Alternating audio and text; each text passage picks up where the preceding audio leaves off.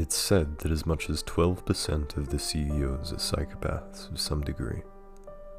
Psychopaths are people who are said to be cold in nature.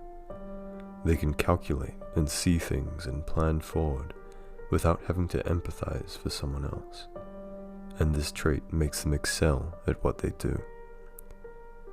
The general concept of a psychopath is that somehow they are connected to some crime, but not all of them are criminals. Some have a different sense of how one defines a crime. The other thing that really makes me shine is how I know what I am, and how I act to be normal around people, and how I act that I care, while I could not care less. Oh yes, I'm one of them, and I have a hobby. Weird in the eyes of most, but to me it doesn't make much of a difference. I really consider it to be the art of seeing. The emotional aspect of art doesn't bother me much, but what little I understand of it makes me realize that there is something deeper to see in every person. You might ask what I see. I have a penchant for observing homes from a distance. There are so many things one can tell from small observations that you might be surprised. There's this particular home that I've been observing for a couple of days. The routine is very simple. I go out at night and I observe the home from the bushes which surround it. And the place is a quiet one, and there is nothing but these trees that surround it. And if I choose to observe a home which is in a busy place, I do it in disguise. I act to be in the neighborhood watch, or be the guard, or just sit in a car in front of a place. There is so much that could be told from the noises that come from a home. Sometimes I've seen that families act to be normal from the outside, while when they enter their homes they drop their mask, and husbands will become a stranger to the wife, a mother will become too busy for their kids, and a father will lose it every time someone comes into his space. There are families who constantly fight, and then there are families who barely talk. None of them make it long. One would be surprised to know where a common family hides their keys. More often than not, someone always tries to hide the keys outside the door, so someone else can open them if they need to. When they leave the home, I go out and find the keys and enter their homes. My observations have taught me exactly how each member of the family acts. I go to their rooms and I act like them in front of the mirror. Sometimes I wear their clothes and put makeup on my face. I sit in the places they sit. I lie in the beds they lie. I eat the food they eat. Well, many might think that there is no particular reason why I do this. Many might even go as far as thinking that I do this because of my condition. But there is a very particular reason I choose this form of art. My condition makes me immune to form any connections with anyone. The only connection I can make is when I act to be just like them. It's the only time I don't feel lonely. There are some families who have such a harsh routine that they don't find themselves in a part of a house for a particular number of hours of the day, and I enter the home silently and go to that place in the house. The wife spends her time on the phone, and the kid plays. I enter and do what I do best, that is, to act. This gives me a greater pleasure as compared to anything else, mostly because that's the closest to what I can get when it comes in terms of acting. One other thing that I do is dress as someone in the community and appear in front of other people, and they often mistake me for that guy. I carry the conversation just like that guy would. There would be no emotional relevance, but I would know that I'm getting better, and the world would never find out what I really am. I guess that is the art of hiding in plain sight. I like what I do. I like this routine. One might never know whose home I might find interesting next. But one thing is for sure. If I do find it interesting, that home becomes as much mine as it is his.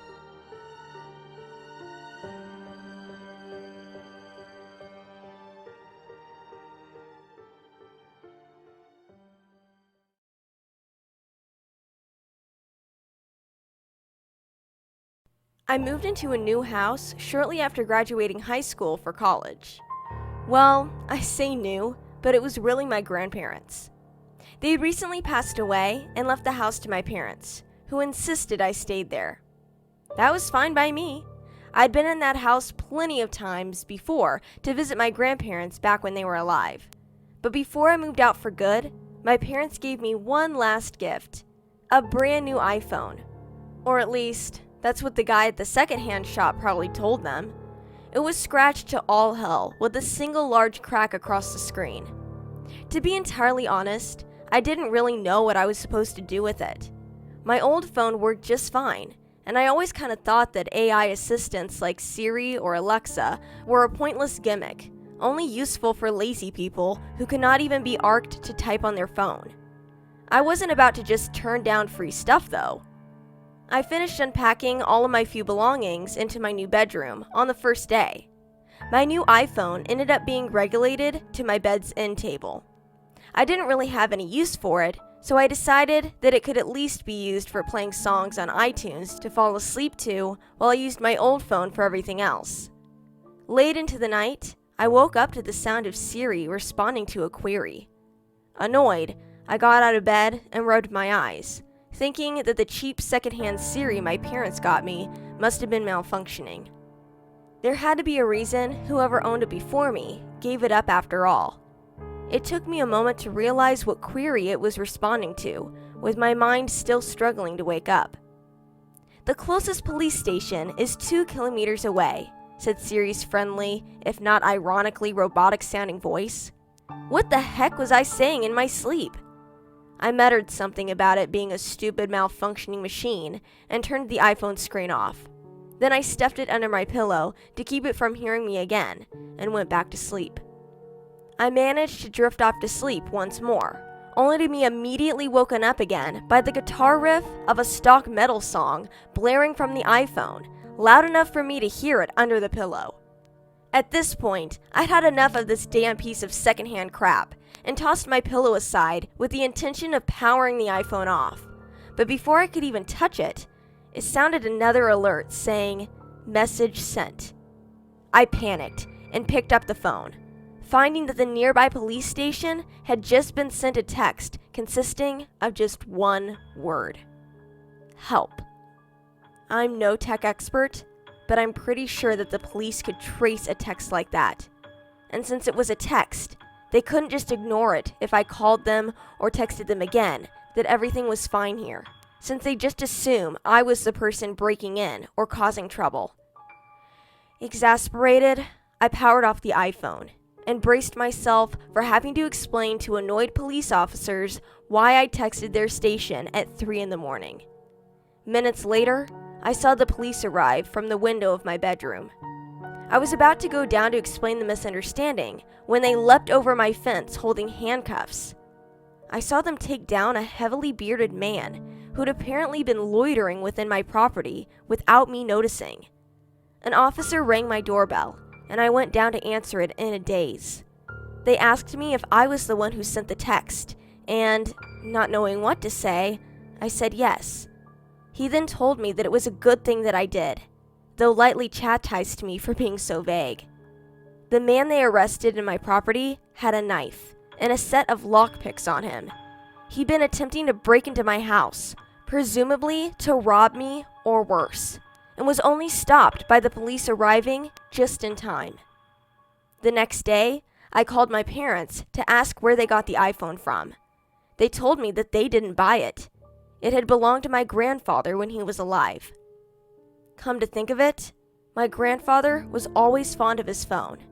When his eyes gave out, he would often ask Siri to play his favorite songs without him having to search through the small screen for them.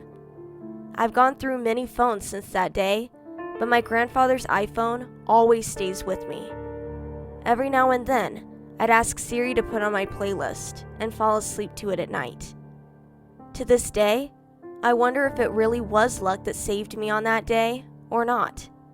However, I like to think that I had someone in this house looking out for me.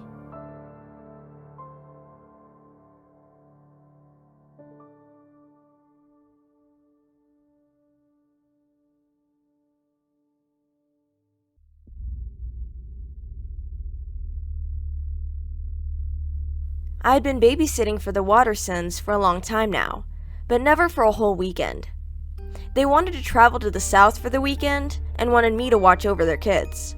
I had a lot of study load, but I still wanted to babysit for them, as they always pay a good amount of money, and I really needed money. They had informed me 2 days earlier, so I had time to adjust that in my schedule. I used to be up at night mostly, so instead of watching Netflix, I decided to study. It was hard, as me and my friends usually watch movies together every night while on a Zoom call.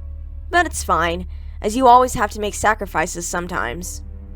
It was just going to be for a couple of days, so I had time to enjoy being there, because the kids are very nice, and they're always busy doing their own thing. I just have to make them food and send them to bed on time. Sometimes I would play with them when they get bored, because I don't let them go out or go with them just to be safe. I always try to take as much care as possible because they trust me with their house and children, and their children are my responsibility. Also, it helps me experience what it's like to be a parent. Anyways, on Friday night, I went to their house, which was in a posh area and a little isolated from the rest of the town. It was a very elegant villa with long glass windows, which I was sure must have cost a fortune. Mrs. Watterson gave me their cell numbers, as well as a landline where I could contact them in case of emergencies. They left, and I got settled in. After dinner, I got the kids to bed. George was 8, and his little sister Janet was 5. They were not very troubling, and soon complied and went to sleep. Since it was still very early for me to go to bed, as I was more of a night owl, I grabbed a book from Mr. Watterson's library and started reading it on the couch. I was halfway through the first page when my cell phone rang. "Hello?" I said after picking it up. There was only silence on the other end. I said hello a few more times, but no answer. So I hung up. I began to read once again. After a few minutes, urgent knocking came from the front door, disturbing me. I looked at the clock. It was around 10 p.m. Who could it be at this hour? I wondered as I walked towards the door. I peeked through the door's peephole. There was nobody standing on the porch. That was really weird. So I opened the door and looked around. "Hello? Someone here?" I called out. No answer. I backed away and shut the door. I was beginning to feel really uneasy about all this. My phone began to ring once again, and I picked it up once more with an exasperated, "Hello!" Nobody replied me. However, I heard ragged breathing on the other end, which was really creepy. I began to freak out as I asked, "Who are you? Stacy, is that you? It's not funny." I thought it was her, my best friend, who loved to pull pranks on people. The breathing pace increased. I began to panic and hung up. I called Stacy, and she answered in a voice like she just woke up. "Quit acting. I know it was you," I accused her. "What are you talking about?" I told her, and she denied calling me. As I was talking to her on the phone, I passed the CCTV monitor and stopped as I checked in on the kids. They were sound asleep.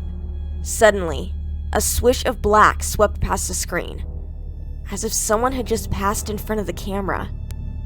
Fear enveloped me as I realized that it couldn't have been the kids, which meant there was someone else in the house. I ran upstairs, calling 911 on my way, and barged into the room. There was no one there besides the kids. I looked at the closet and approached it.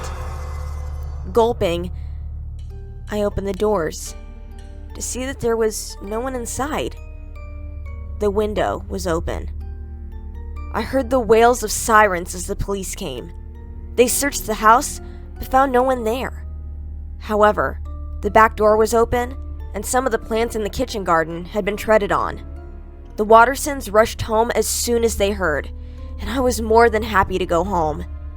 This had been the biggest scare of my life, and I am never babysitting anyone's house ever again.